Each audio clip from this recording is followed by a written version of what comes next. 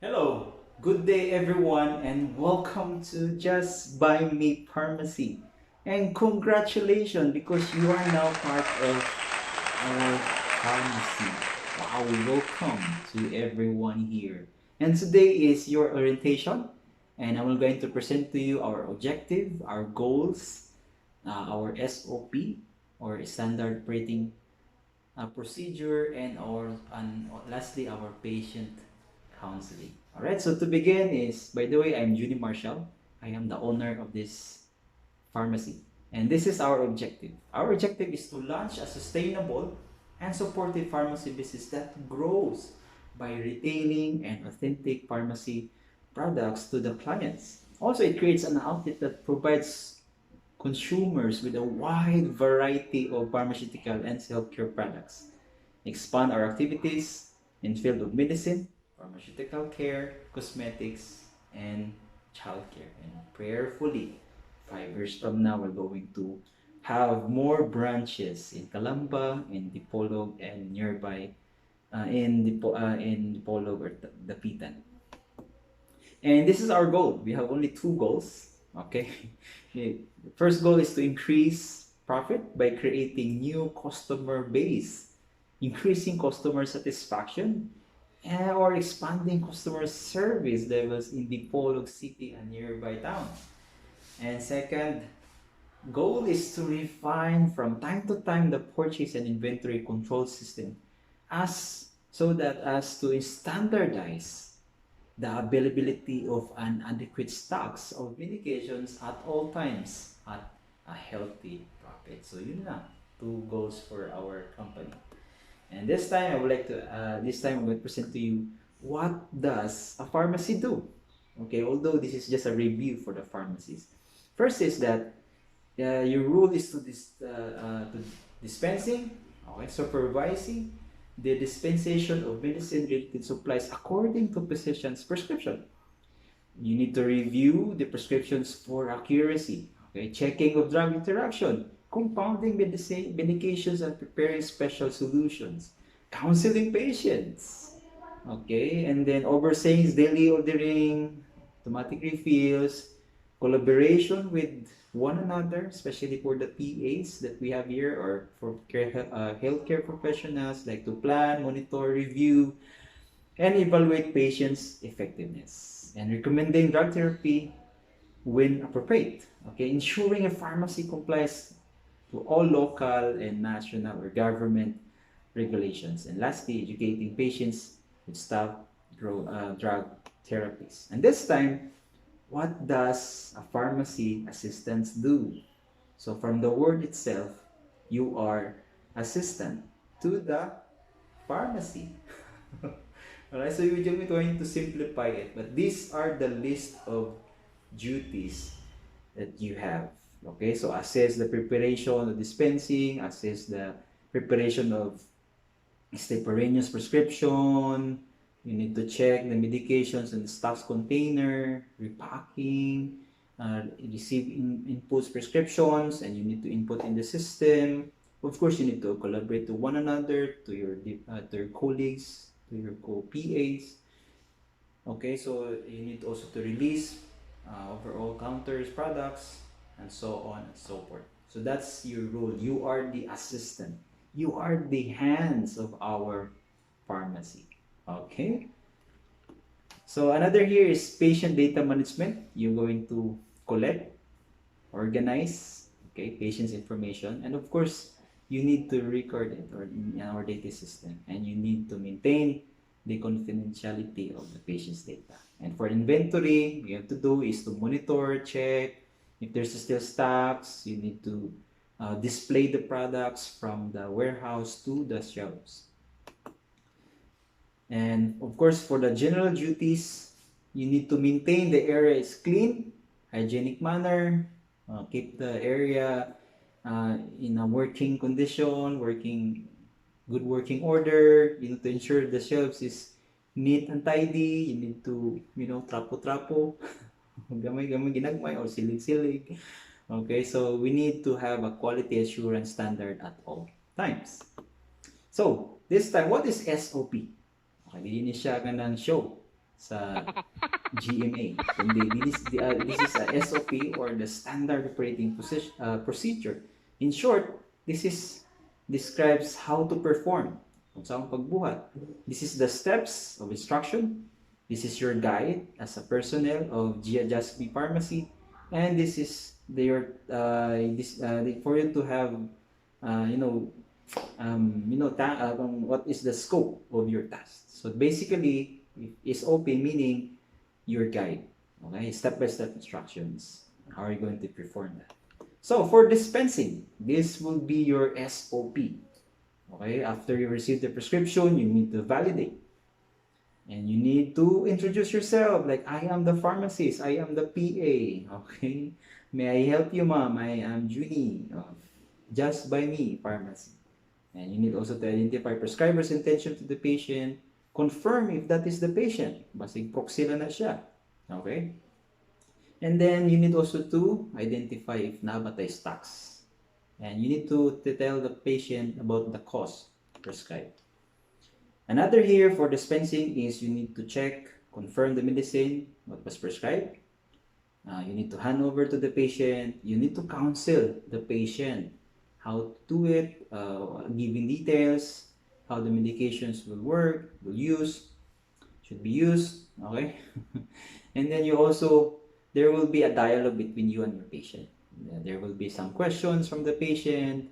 You need to be patient also in handling those questions, di ba? Hindi lang kayo ang pasyente. Kundi pati ikaw, you will be patient. Okay? So give patients a chance to ask questions and give patients appropriate answer. And of course, after the patient is asking for inquiries, clarifications, you need to say salamat. Okay? Salamat, pasyente. Salamat, sir. Thank you, sir. Thank you, ma'am. Before you're going to leave. And this will be done with smile. Okay? Dapat. Okay, maski unsa ka bugat sa tong trabaho, there are times the pasyente is really like behavior. But of course, you need to manage to smile. Okay? And of course, you need to keep patients record. Interesante. And for the screening prescription, this would be our SOP. You need to check if na kompleto ba, na ba ang name sa patient, age, and gender, the date of the prescriptions were written, the name and strength of the drug, if it is generically, quantity of the drug, supply, direction for use, full name and signature of the prescriber in his own handwritten. So it should be checked. You should be certain on that. And the other is a certain all prescription if this is narcotic. And you need to check if this is S2 prescription. You need in a separate prescription sheet. And another for description for screening prescription, here is the SOP. So ensure quality of drugs in prescription are properly written. Okay, these are the list. Preparation, you need to check if it is unapproved. And then you need also to check the quantities of each drug supplied, clearly stated. And make sure also that the age of the child is clearly written, especially below 12 years old. And you need also to screen prescription for any incompatibility. Okay, pag you need to record. Okay, whether it's a label, whether it's an erroneous prescription, relative prescription. Okay. And then also ensure that the alterations of the prescriptions are signed by the prescriber. So there will be a follow-up signature for those alterations. And ensure the prescriptions written in duplicate are clearly labeled as original or duplicate. And ensure all prescriptions written kung para ba na siya sa animal, and it should be marked for animal use only. Okay, so this time is the SOP of patient counseling. Okay, so kanina as we were mentioning about counseling, this is our SOP. So of course, you need to have a separate room. Okay, for the comfort, at the same time for the confidentiality of our patient. Okay, what if ka na pasyente HIV? Diba? What if ka na pasyente TB? Alright, so you need to separate. There's a room for them, especially during counseling. And then you need to welcome the patient with smile.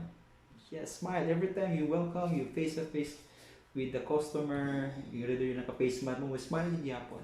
Okay? To ensure the patient is comfort before facing you. And then introduce yourself. I am the pharmacist. I am the PA, sir.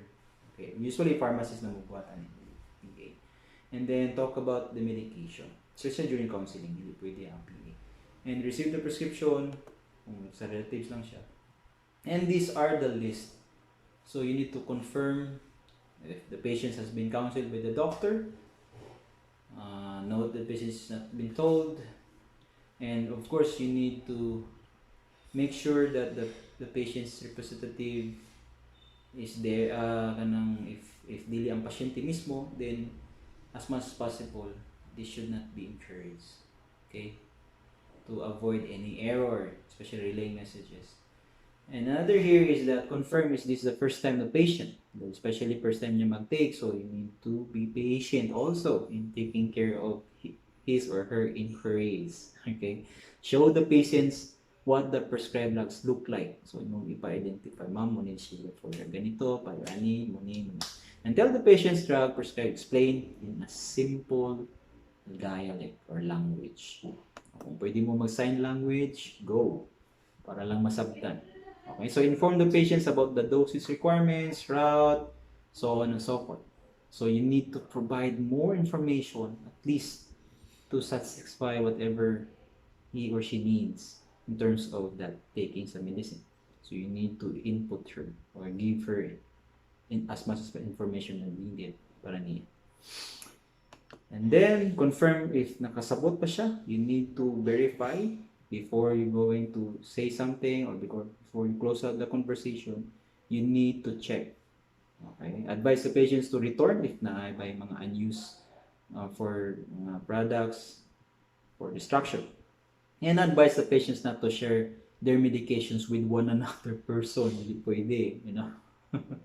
Kasi mag-sharing sila because ay naulian ko ani.